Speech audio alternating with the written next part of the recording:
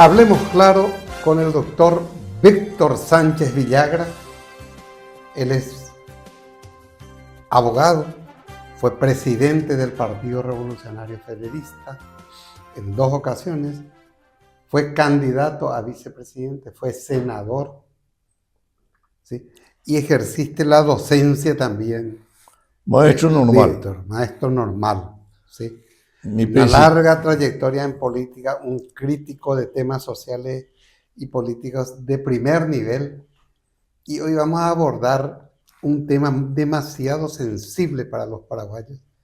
Me propusiste el tema de la seguridad social, o más concretamente el Instituto de Previsión Social. Mira, Roberto, una de las cosas más fáciles de hacer es la crítica. Sí, Y acá nosotros en el firmamento político, cultural y periodístico escuchamos todos los días críticas.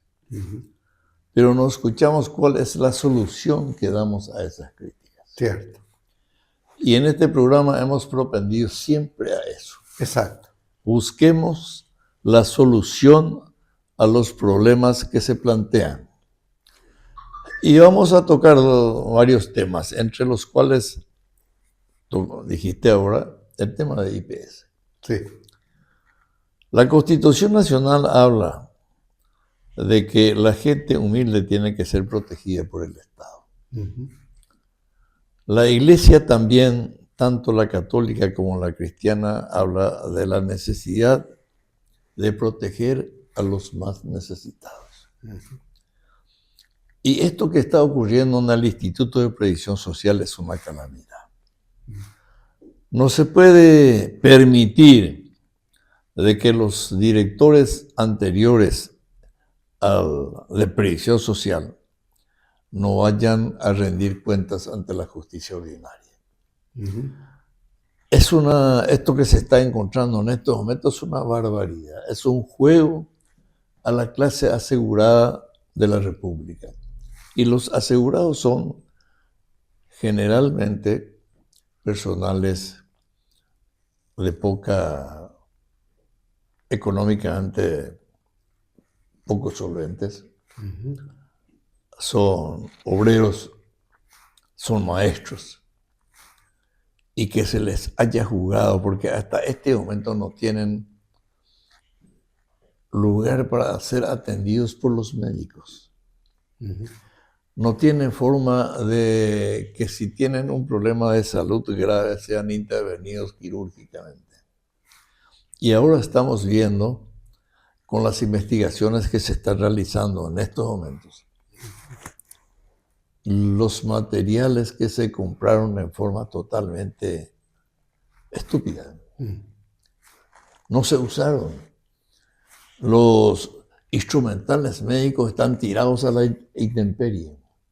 Millones y millones de dólares tirados a la intemperie y otros guardados en algunos depósitos ya sin muchos elementos, instrumentos que ya no sirven. Entonces, y sin embargo, mucha gente no pudo ser atendida en IPS y no puede ser atendida hasta hoy porque no hay instrumentales, porque no hay insumos. Y entonces la plata que se tiró es una barbaridad, es un juego a la clase más necesitada de la República. Es un juego a los asegurados de la República. Y esto no puede terminar así. Lastimosamente, los de la clase más necesitada son los que menos hablan. Parecen que nuestra gente son conformistas. Pero millones y millones de dólares están tirados sin ningún tipo de utilización en el Instituto de Previsión Social. Y se está sabiendo que esos fueron objeto de compras que se hicieron en distintos periodos, en distintas épocas. Compras irregularmente hechas, varias de ellas. Casi todas. Casi todas. Entonces, este tema puntual, Víctor, no sé si viste, yo vi un reportaje raro de 8 o 10 UTI. Corregime si me equivoco, 8 o 10 UTI que tenían que ser instalados en el famoso 7º piso. fueron para instalar y no había condiciones para instalar, ¿sí? Había fallas técnicas, no se podía poner, no se podía usar, y parece que por el peso no iban a sostener tampoco. Esos aparatos en concreto, Víctor, parece que desde el punto de partida, desde la adjudicación, ya hubo errores y hasta ahora no se puede instalar. Entonces, el frete que es el nuevo director, le pregunta a la directora, bueno, si en el 7º no se pudo, ¿por qué no se puso en el 8º? Entonces le explica a la directora, el 8º no existe como piso. El 8º es una especie de lugar donde uno puede ir a descansar, tomar solo lo que sea, pero no es un edificio. Y en el de más abajo tampoco se podía. Lo cierto es que no hay espacio físico para instalar 10 UTI. 10 UTI. ¿Sí? Se compraron cables, Roberto, ¿Eh? por cifras millonarias, inservibles. Cables que no servían. Inservibles, que a lo mejor la ANDE podía haber utilizado, pero ahí no. Entonces, los distintos directores que pasaron por allí tienen que ser no solamente investigados, tienen que ser procesados y tienen que ir a la cárcel. Pero no solo ellos, también los consejeros. Dicho sea de paso, para mí, este debate a mí me gustaría grabar entre vos con nuestro amigo Carlos Alberto Pereira, que vos sabés, él fue consejero de IPS, y debe saber, perdón, de Itaipú, de IPS. De IPS, y debe saber muy bien de estos temas que estamos abordando. De hecho, él tuvo que salir de ahí porque era una especie de matadero moral. Ya no estuvo de acuerdo con todo lo que se hacía. Exactamente. Porque aparentemente el Consejo es el que toma la decisión final. O sea, el presidente tiene su peso, pero el presidente preside el Consejo también. Somete a consideración del Consejo y el Consejo es el que solicita que se haga de una u otra forma. Correcto. Y el que determina es el director.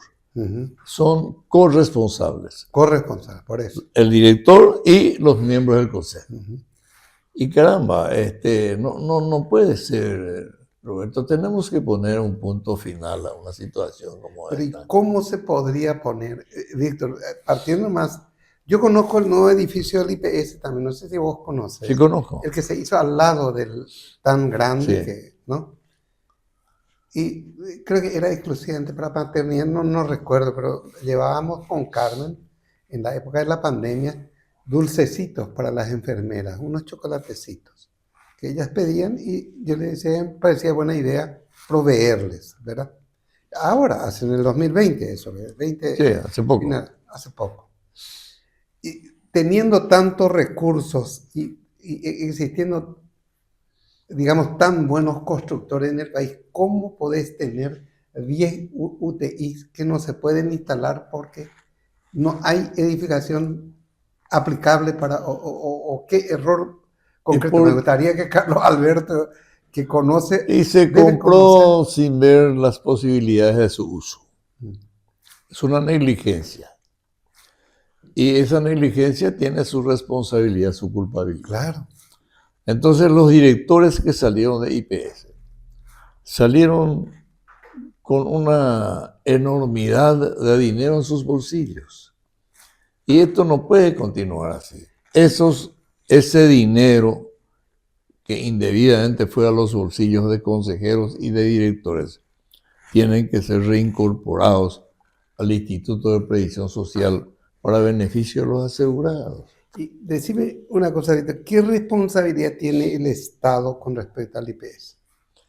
Y el Estado es un agente que tiene que ser incorporado como agente, no perceptor, sino de llevar un determinado dinero a las arcas del IPS. Correcto. Que anualmente tiene que aparecer en el presupuesto general de gastos de la nación. Y que no aparece. Este es el momento en que nunca se hizo, nunca apareció. Pero siempre tuvo el poder. siempre al extremo de que el titular del Ejecutivo es el que dispone quiénes son los consejeros y quién es el director. Correcto. Y quiénes son los funcionarios del Instituto de Previdencia. Y los dueños, que son los asegurados, no sirven para nada. Y le hubiese o no correspondido, Víctor. Quiero llegar a una conclusión que yo sé que te va a interesar.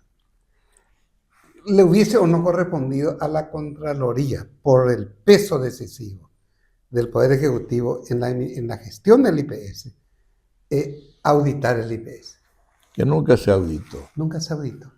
Nunca Él audita cosas que hasta Itaipú quiere auditar, lo que es inauditable. Imposible. Se le dije, sé bien, hasta en chino, pero él quiere auditar eso. ¿Por qué no auditó nunca IPS? ¿Por qué nunca se auditó? ¿Y por qué? Hay una denuncia grave en cuanto al manejo monetario.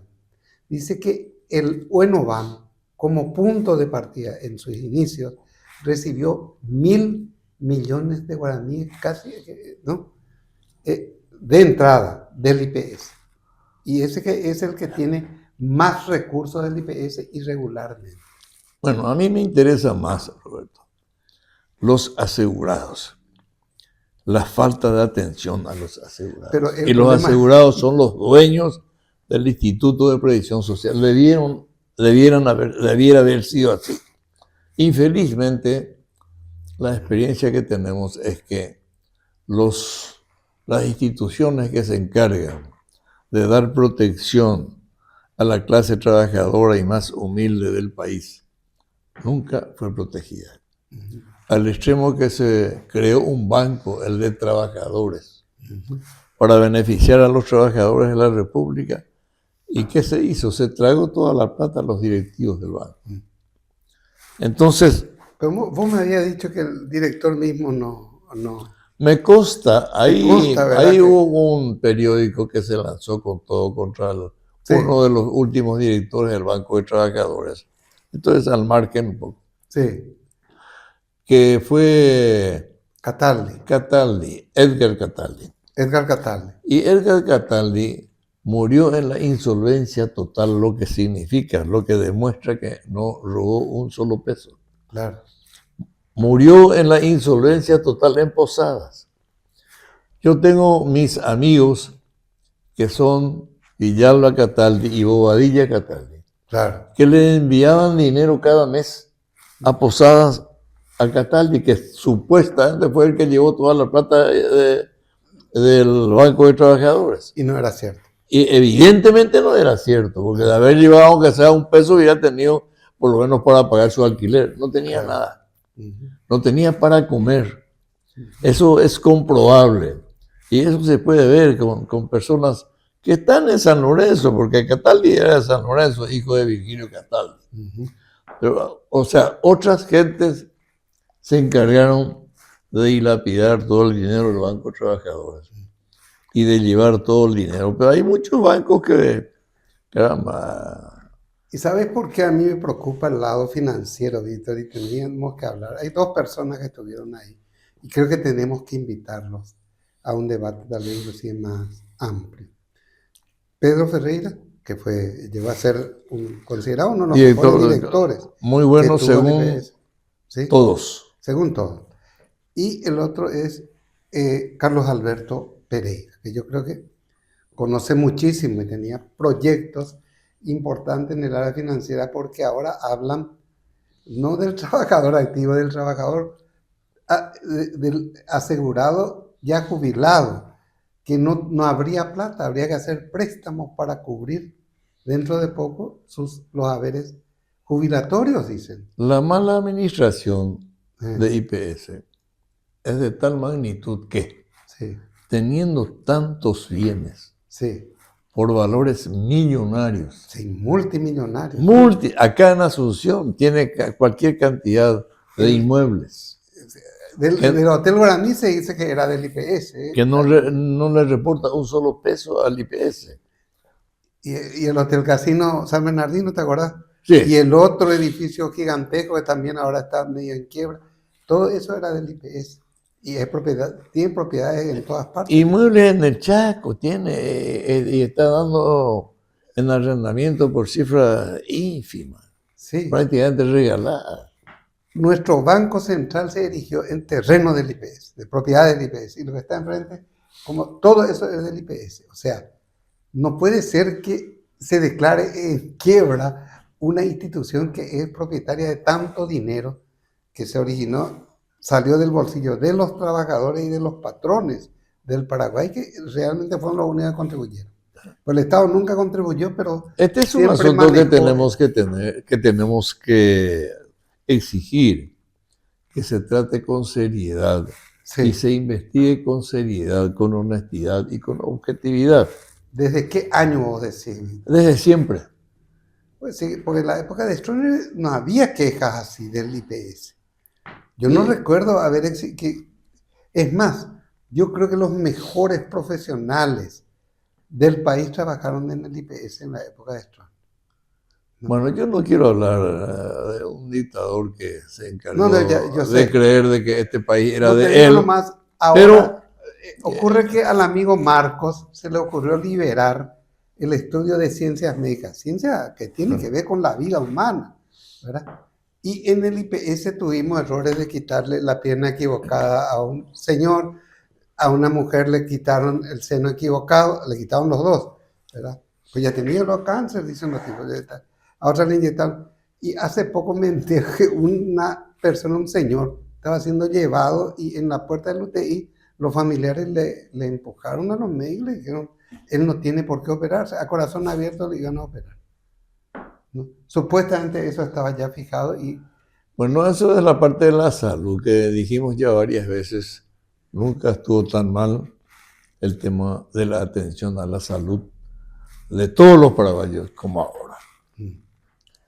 Eso también obliga a que tengamos que pensar con mucha seriedad de lo que pueda hacerse en el futuro.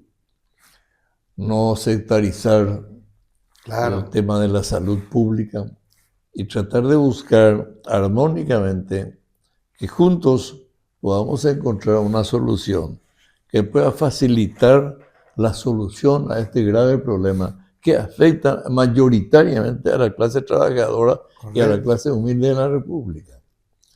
Hay que asegurar la salud, pero vos mismo solés dar el ejemplo de la era Lugo, que muchos médicos, yo tengo dos hermanos médicos, uno de ellos siempre trabajó en salud pública y me dice, no le hacía 10-0, 20-0 le hacía, no, era una diferencia abismal, ¿no? Había una política de salud preventiva, Víctor, que lo ideal pues, es que vos no llegues a un hospital, ¿verdad? Eso es lo ideal. Que no desarrolle ninguna enfermedad. Y acá vos no podés hablar mucho de eso porque te dice, este es un sistema cubano. Cuba, dice. Y resulta que la medicina de Cuba está caracterizada por ser eficiente en cuanto a la atención preventiva de la salud de la gente. Preventiva y curativa. Entonces, hasta las Naciones Unidas, que es una institución en decadencia, suele caracterizar a la salud pública cubana como una de las mejores del mundo. Y necesariamente tenemos que admitir que yo recuerdo la época de la pandemia, baja un avión cubana en Roma y los italianos le recibían, pero con aplausos, a centenares de médicos cubanos que fueron a ayudar a Italia a enfrentar la pandemia. Así mismo. O sea, y a mucha gente. Y a mucha gente. Y fue el único país sudamericano, el único país que tuvo la vacuna contra el COVID. Y ahora está desarrollando con los rusos, instalaron un laboratorio para desarrollar la vacuna contra el cáncer, que a propuesta de los rusos se va a entregar gratuitamente como un gesto de solidaridad, que es lo que no tienen los capitalistas, a quienes les importa solamente el dinero. Los laboratorios son en este país los principales, los que más dinero ganan. Los que más dinero ganan y caramba, los impuestos también son expedidos por el Estado paraguayo y en su gran mayoría los que están haciendo que este país pueda sobrevivir es gracias al impuesto de ellos. Pero están ganando fortunas. Y ya, bueno, ese ya es un tema que tocamos, pero hoy le pedimos Sí, a la opinión pública nacional que apoye a estos movimientos que están pidiendo que se investiguen los casos que se hicieron de fraude, de robo escandaloso en el Instituto de Previsión Social. correcto. Hay un ciudadano que fue funcionario, creo que fue gerente del IPS, que se encarga hoy de llevar una voz de los jubilados, que es Allí Merlo, que Sí, conoce mucho el caso también y conoce. que tiene que ser necesariamente invitado Sí, para que pueda participar de este grupo investigador. claro. Porque vamos a estar atentos a que este hecho llegue a las instancias judiciales en la brevedad. Acá lo que para mí es claro, Víctor, es que yo no tengo nada con el doctor Fretes, pero creo que si el presidente quería solucionar el tema del IPS, tenía el nombre abajo, así, bien a la vista, era Carlos Alberto Pereira, por su conocimiento de la institución, porque estuvo ya ahí como consejero, o sea, Estoy, conocía de los problemas, estoy ¿sí? de acuerdo con él, pero el presidente de la República habrá tomado en consideración, puede ser que le conozca poco a esta persona.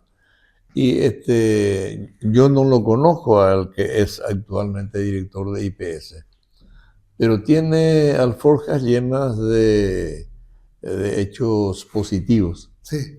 y se habla muy bien de él. Uh-huh. Y tiene la ventaja de que aparte de su valor humano, Uh-huh. es militar retirado. Uh-huh.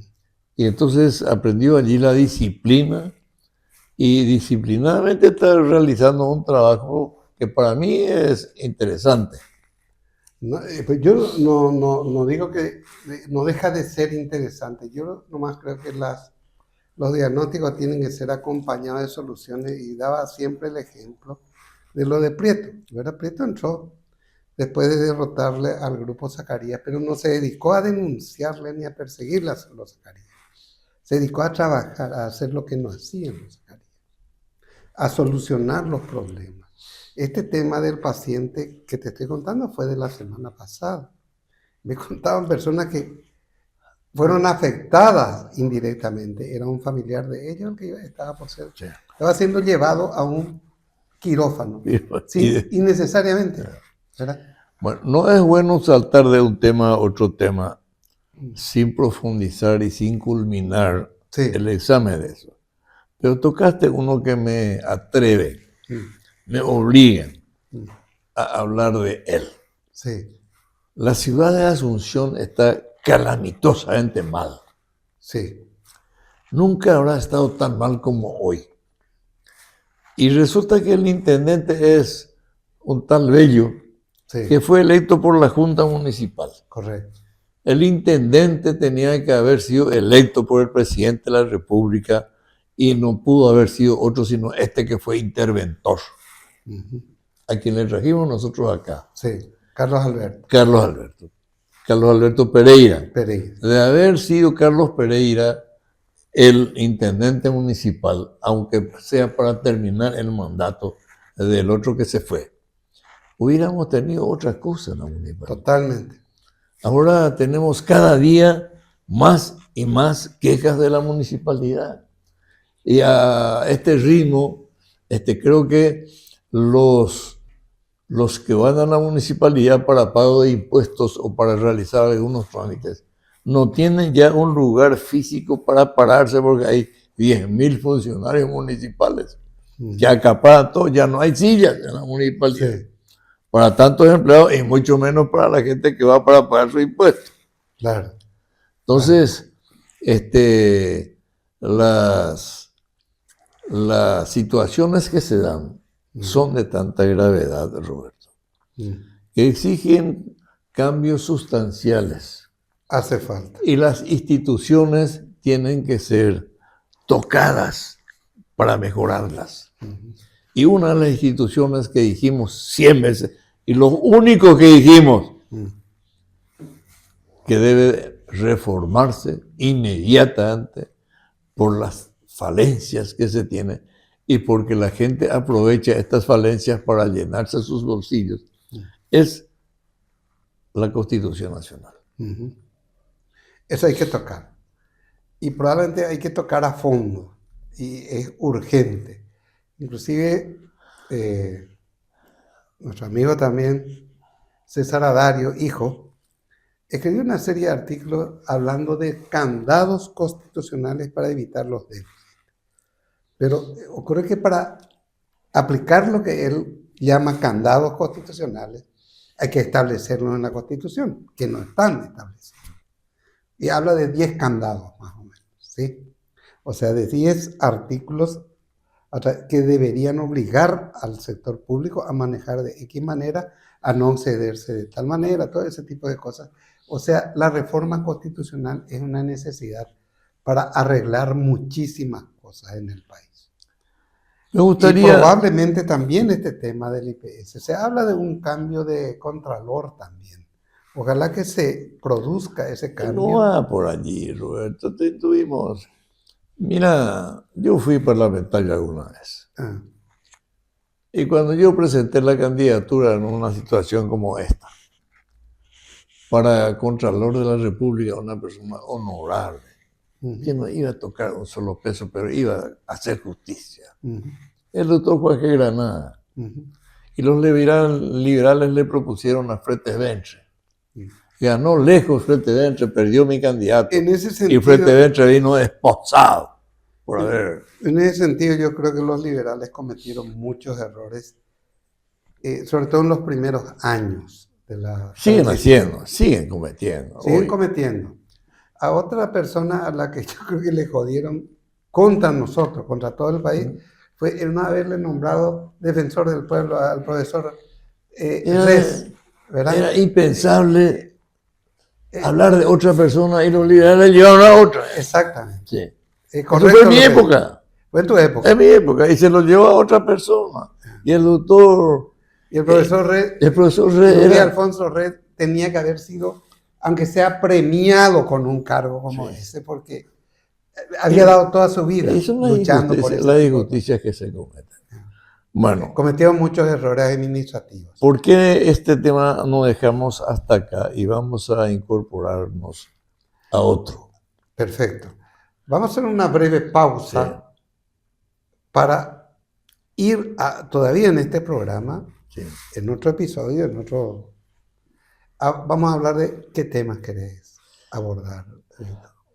Y me interesaría tocar temas políticos. ¿Nacionales o internacionales? Nacionales. Aparte de las internacionales. Perfecto. En el próximo episodio tocamos temas políticos nacionales e internacionales.